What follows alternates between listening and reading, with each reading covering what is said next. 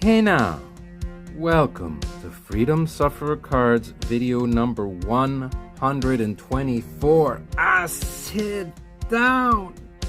And today we continue with part 2 of the hockey playoff preview and predictions, this time with the North and East divisions. Oh, these have some matchups. They really do. Should be a lot of fun. We're going with the East. Ranked number 1 right now. We're going to get right to this. Again, there will not be shoutouts. I'm sorry. There will be more shoutouts in the future, but this could take long. So the shoutouts will come at the end of this series when we go back to regular programming here. Now, this is an interesting matchup. We got the Pittsburgh Penguins as the top seed going up against the 4th seed, the New York Islanders. I'm going to tell you right now, Pittsburgh is not happy after what happened last year. They got taken out by the Habs. And we know that usually wakes up the Pens. The Pens have done it all. They know how to win. That's what they do. They've won multiple cups. They have this man right here. Finally of Sid. No longer the kid, Crosby. Look at this. Sid. Sidney Crosby. What to say about Sid? What to say about Sid? Just a regular season for him with 24 goals in a shortened season and 62 points. Down. 62 points. Yeah, that was a semi-off year for Sid. Gino, the other part of the two-headed beast, only played 33 games, but he had 28 points. Nice little artifacts numbered card here. I'm expecting big things from him and from Sid, as always. They will not be denied this time against the Islanders. And why? Well, because of those two aforementioned players, but you also got on defense. Talk about a bounce back year. 45 points, plus 19.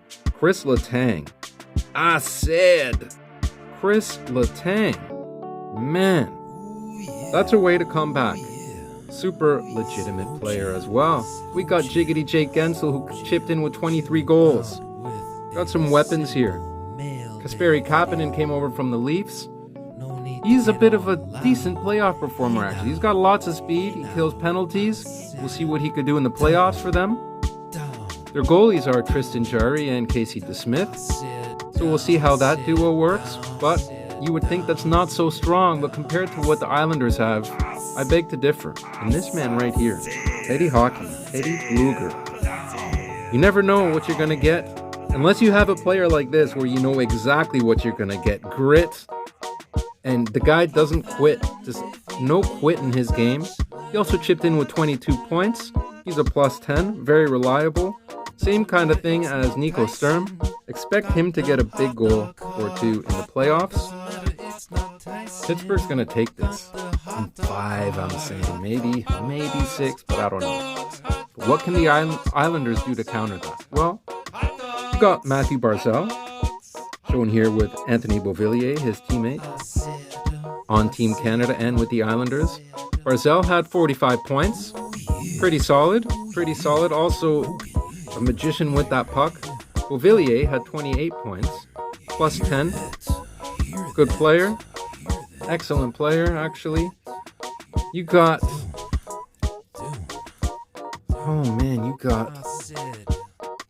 Kiefer Bellows. Will he get some action? Will he come in? Will he get a chance? Not sure. Another guy, will he get a chance? Michael Del Cole only played 28 games. This is the kind of guy that could slide under the radar and get chip in with a couple of big goals. They're on defense. They do have Nick Leddy, who had 31 points. So we'll see. And in goal, they have Sorokin and Arlamov. Arlamov I do have with me here. Nice little Viley. I don't know about that goaltending. I don't. I mean, it's not bad. Just like Pittsburgh's, but I don't think it's going to be enough. I mean, they do play a suffocating type of game. So we'll see. But Pittsburgh's angry.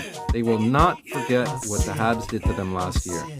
So Pittsburgh's probably going to take that, in my opinion. There's one of the three matchups. Up next, very interesting series here. I think probably the one you want to stay away from if you're a betting type of person. Washington Capitals, also a few years removed from their first Stanley Cup, against another Stanley Cup winner, the Boston Bruins. Now, what to say about the Capitals? Ovi, in a little bit of an off year, he did miss some games. Foily. Ovi just had 24 goals, but again, in a shortened season and an injured season, that's pretty good. Evgeny Kuznetsov, also always dangerous. Foily. We know what he could do. We know he's a big fan of Coca-Cola. We all know that. Nicholas Backstrom did lead the team in points this year. He had a very good season. 53 points. It's a nice little Panini Direct sticker. So he's got to be on top of his game. As you know, they've got some weapons. TJ Oshie also had a very good season. I think he was hovering around 50 points as well. He means a lot to the team. He's playing with a heavy heart this year. The passing of his father. And you've got John Carlson on defense with 44 points. These are big numbers. Anything above 40 is just really nice. Close to 40 even. In a shortened season, it's like on pace to mid-60s, 70 around there. Really, really good player. Great defenseman. Of course, you got Tom Wilson. Surprisingly, his numbers were pretty good, but he's a punk. So yeah, that's the right kind of player, though, to get the Bruins off their game. So we'll see. But who did they take from the Bruins? They got Chara. Chara's now with the Caps, so that'll be interesting. And in goal, I don't like it in goal. I think this could be what finishes the Capitals, actually. They got Vanacek and they got Ilya Samsonov in goal. I don't know about that. I don't know. And will they give this man, Connor McMichael, will they give this rookie some playoff action? I believe he's on the taxi squad. I would have to double check that, but very solid team. No joke by any stretch of imagination, but they got to deal with these guys.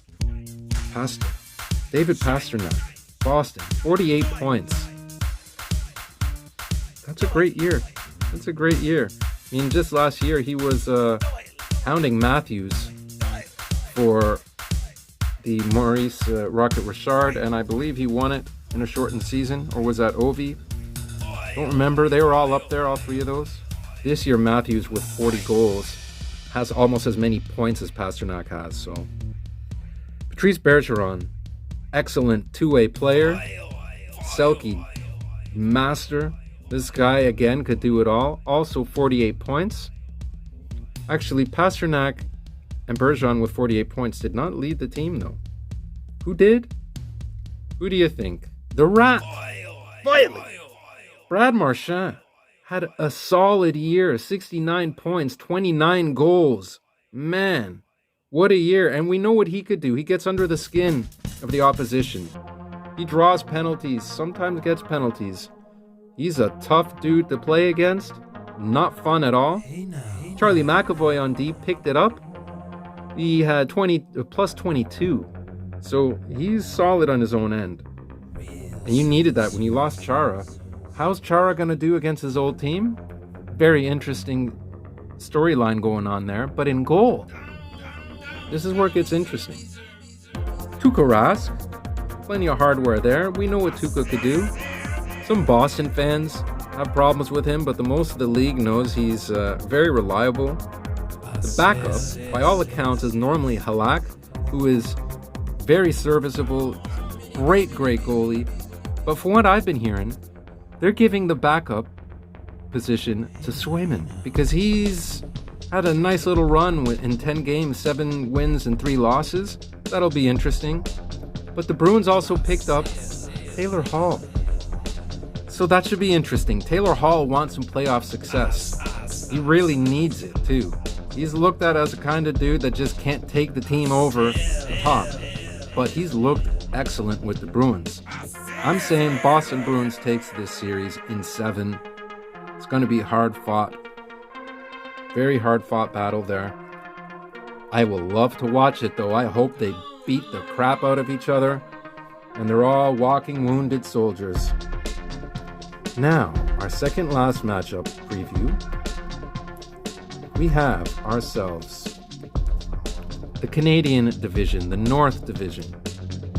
Winnipeg Jets versus the Edmonton Oilers. Edmonton Oilers were the second seed, and Winnipeg was the third seed.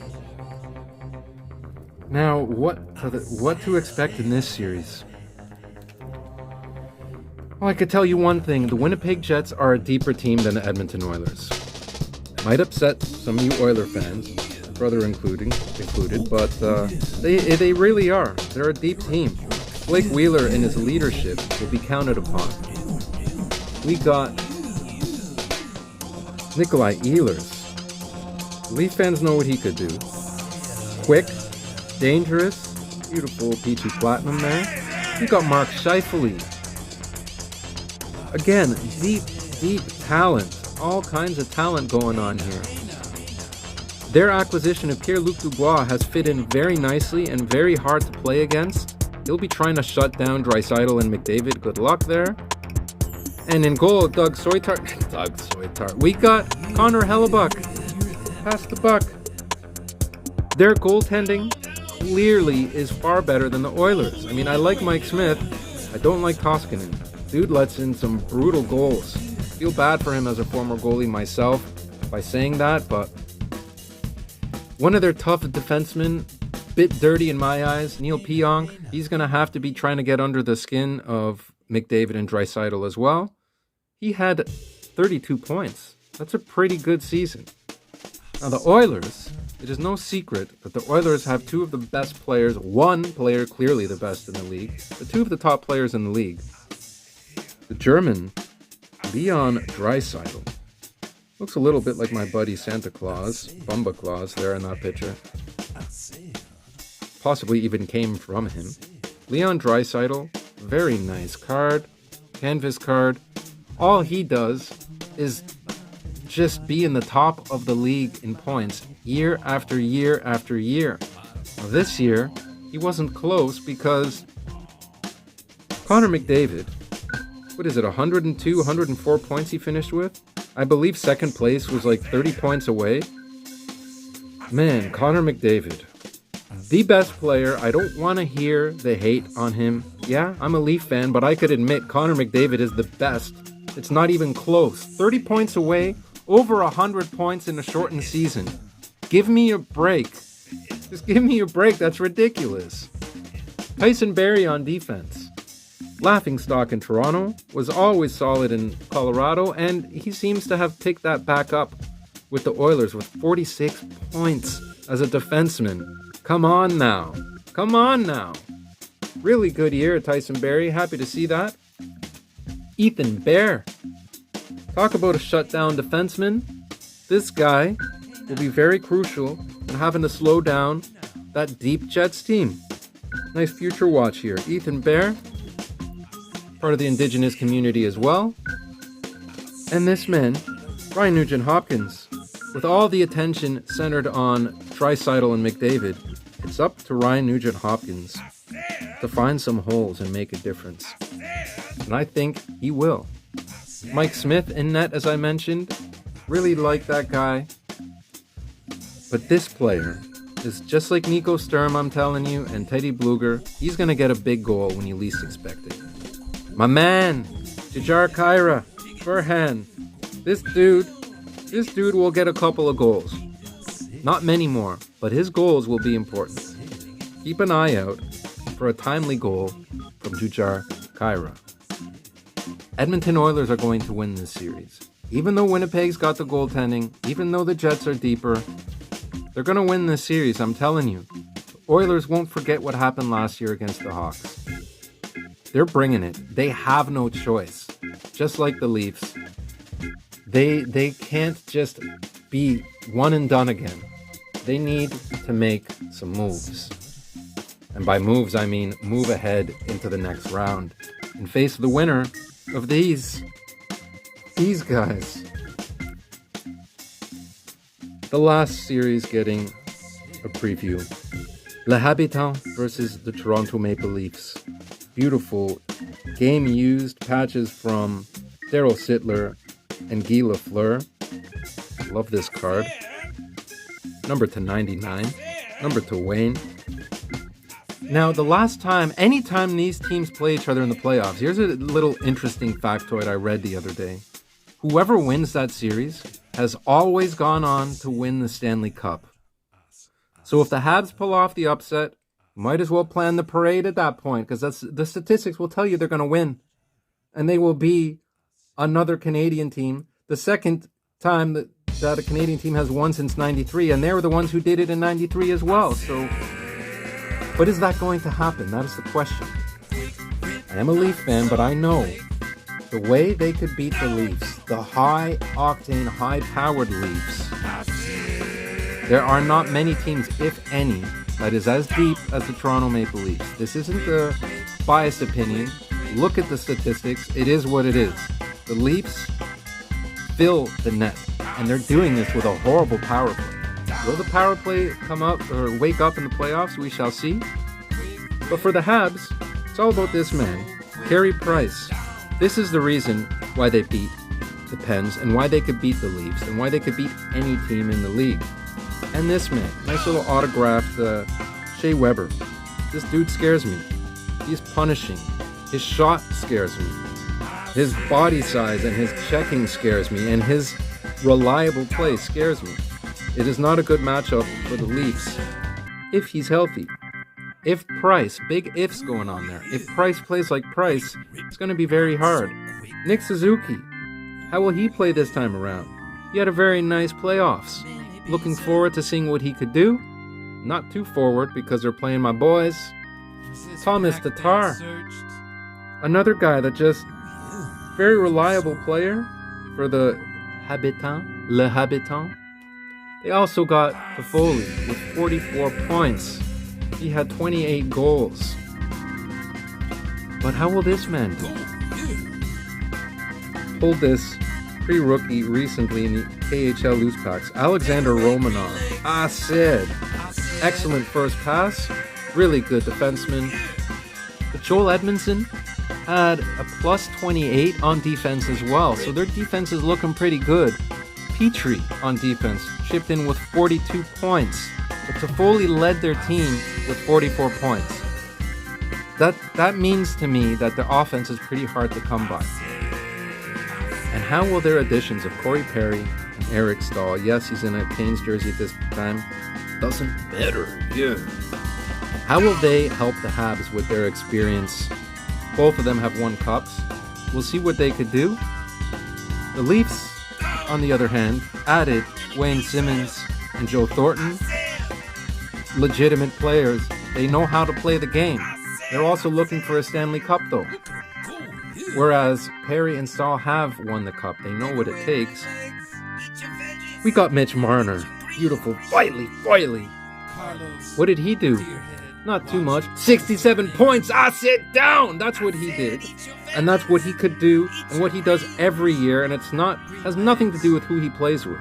He gets these points against everyone, with anyone on his line. Always dangerous. Mitch Marner, also 20-goal year. We got Freddie Anderson. We know what Freddie Anderson can do, don't we? No, we don't. This is a very big unknown. We got Campbell. We know what he could do. Yes, he's not in the Leaf jersey there, but it's a rookie fabrics and I like it. And Campbell had an excellent year. Amazing year. He, by all accounts, will be starting. On paper, excellent goalies. Actually, Freddie Anderson's been good every year, but he was very inconsistent and battling injuries. Came back against the Senators, did not look great in the Marlies. We'll have to see. We'll have to see what happens there. Coming back from injury as well, Zach Hyman, extremely important player to the Leafs. Will he come back in tip-top shape? Probably not, but how long will it take him to get there? He works hard. Hardest worker on the ice, probably on both teams. Zach Hyman. And now, here comes the thunder. I said, sit down. Austin Matthews smashed it this year, like he does every year, really. All he did was get 65 points and 66 points, I believe. Maybe 67. I don't know if he picked up a point against Ottawa. I think he did. Austin Matthews, beautiful young guns, the crown jewel. 40 goals. The next closest goal scorer was 30. Can't deny the greatness, just like McDavid. Yes, McDavid is better. Matthews, though, is a better goal scorer right now. If McDavid wants to be, he could change that. Austin Matthews. Good luck, Habs, stopping him. We shall see what happens there. On defense, they have Morgan Rielly with 34 points. Very solid year. Brody was a plus 26. That's a piece they did not have any other year. Hall, plus 19 was it, or plus 17? Looked great this year.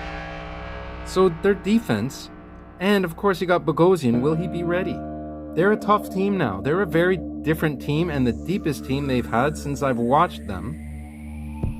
It's hard to give them the nod over the 93 Leafs because they had my boy Wendell and they had Gilmore and Felix and Bob Rouse, but yeah. And then comes the coaching, which is very interesting. This man, Sheldon Keefe, when he came to Toronto, caused a stir because he likes to hold on to the puck. Gone was the dump and chase, and if they don't have a good play, they often curl back into their own zone. That took some time to get used to. They still do it very well. They hold on to the puck. They don't believe in just giving it away. But the new Habs coach does the exact same thing. So this is going to be a weird series in that regard. They did it against the Leafs. Yeah, it was 3-on-3 overtime. You won't see that in the playoffs unless you got a lot of penalties. But they do the same thing. They like to hold on to the puck now. But the Leafs have had more practice playing that style of game. I mean, if you don't gotta play, in theory it's not bad to just turn back into your own zone, keep the puck, play a little keep away, and see where that takes you. I'm saying the Leafs are gonna win this series in 6. That's just my feeling, gut feeling. I'm trying not to go with my heart. The Habs have a tough matchup here too. They really do. Hab fans are saying we wanted the Leafs. Well, be careful what you wish for. You don't know what's going to happen. You know across from you got a deep team. JT, 49 points, or 50, actually 50-something points, and 19 goals. Willie Nylander, 41 points. You have 3 guys that have more points than the top Hab. You've got one guy, Willie, who's just a couple of points away, actually 2 points away from the top. So that's 4 guys that are up there with the Habs' top goal scorer and point getter. I don't know. It's going to be hard. Will the Habs be able to suffocate the Leafs? We will see very shortly. Those are my predictions. I hope you like them. Please let me know in the comments. You agree, disagree, what you think is going to happen. I had fun doing this little 2-part series. Please give this video a like, subscribe if you haven't, leave a comment, like I said, letting me know how you feel. Or you can just leave a comment about anything, that's alright.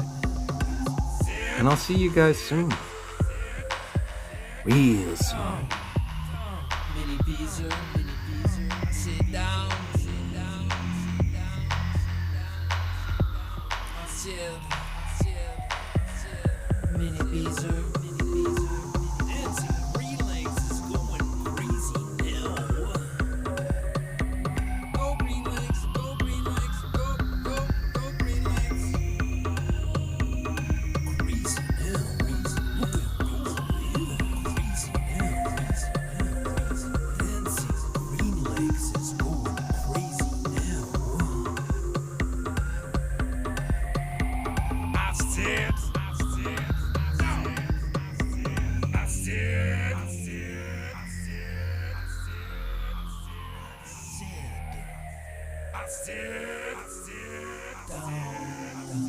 Mini